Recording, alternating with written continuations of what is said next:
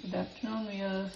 Today lunch, ஏத்தப்பழம் Kerala banana போட்டு pulissery, pepper garlic ரசம், spicy ரசம், beetroot வதக்கல், எல்லாத்துக்குமே கொத்தமல்லி இலை போட்டால் ஆன்டி ஆக்சிடென்ட் ஸ்டெம் போட்டு வதக்கலாம், சூப்பராக இருக்கும் டேஸ்ட்டு.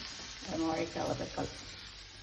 பெப்பர் garlic ரசத்துக்கு ஃபஸ்ட்டு தக்காளி பொடி பொடியாக கட் பண்ணி 1 டம்ளர் இம்லி வாட்டர், தக்காளி, salt, turmeric powder, 2 teaspoon sambar powder, கொஞ்சம் ஜாகரி, கொஞ்சம் பெருங்காயம் போட்டு 10 மினிட்ஸ் கொதிக்க விடணும்.